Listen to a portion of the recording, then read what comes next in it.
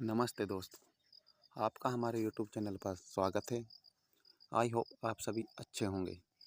आज की वीडियो में हम बात करेंगे जूनियर अकाउंटेंट भर्ती 2023-24 के विषय में। स्क्रूटनी फॉर्म भर चुके हैं बच्चों के 22 तारीख तक।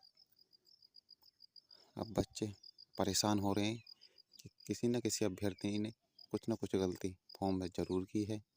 मैक्सिमम अभ्यर्थियों से गलती हुई है।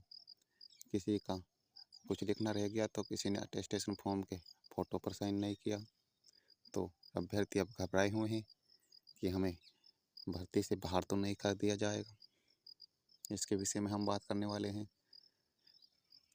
तो जैसा कि आपको पता है, 22 अगस्त को आपका ऑनलाइन एक स्क्रूटनी फॉर्म भरकर कंप्लीट हो चुका है, जिसमें लगभग सभी बच्चों ने स्क्रूटनी फॉर्म भर दिया होगा।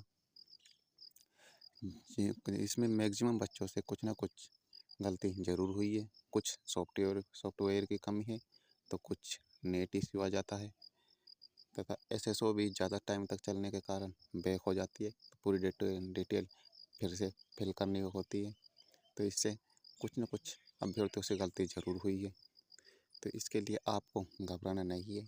ये खाली एक फॉर्मेलिटी है जो आपको सावधानी से भरनी थी। मेन डीवी आपका ऑफलाइन में ही होने वाला है, जो डीटीए कराएगा, जिसमें आपको सभी डॉक्यूमेंट जो आपके 1-2 स्क्रूटनी फॉर्म में अपलोड होने से रह भी गए, वो आपको वहाँ पर प्रस्तुत ज़रूर करने होंगे, जिसमें आपके पास मोस्टली क्वालिफ़िकेशन के जो भी डॉक्यूमेंट हैं वो अवश्य होने चाहिए। इनमें कोई कमी रहती है या कोई डॉक्यूमेंट नहीं रहता है तो आपको भर्ती से बाहर होना पड़ सकता है, डीवी से आप बाहर हो सकते हैं। इसलिए आपके पास qualification 10th 12th graduation RSCIT जो इसमें मांगी गई है वो आपके पास कंप्लीट होनी चाहिए। जो उसमें निर्धारित डेट थी उससे पहले ही ये कंप्लीट होनी चाहिए। कुछ अभ्यर्थियों की RSCIT जो निर्धारित डेट थी उसके बाद में कंप्लीट हुई है, रिजल्ट बाद में आया है, तो वो सीधे सीधे ही भर्ती से बाहर हो जाएंगे डीवी में। तो कुछ अभ्यर्थियों की एज निर्धारित डेट तक 21 वर्ष नहीं हुई है, तो वो भी डीवी से बाहर होंगे। इसलिए क्वालिफ़िकेशन के जो भी डॉक्यूमेंट है वो आपके कंप्लीट होने चाहिए। इसके साथ ही जाति मूल जो भी इसमें कुछ OBC WS के जो रिन्यू होते हैं वो उसके लिए जो एफिडेविट का फॉर्मेट है वो आपके पास होना चाहिए। वो आपने आई होप अपलोड कर दिया होगा। SC ST के लिए ऐसा कोई प्रावधान है नहीं, तो उनको अपने जाति मूल कंप्लीट रखने हैं।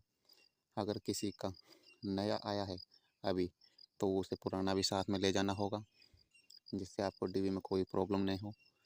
अतः आपका डीवी जल्द होने की संभावना है। इसके लिए डीटीए ने अधिकारियों की नियुक्ति कर दी है। अब बस कर्मचारियों की नियुक्ति कर आपके डीवी की शेड्यूल जल्द ही जारी किया जाएगा, जिसकी पूरी संभावना 1 या 2 सितंबर से स्टार्ट होने की है, जो कम से कम आपके 15 या 20 दिन में कंप्लीट होगा।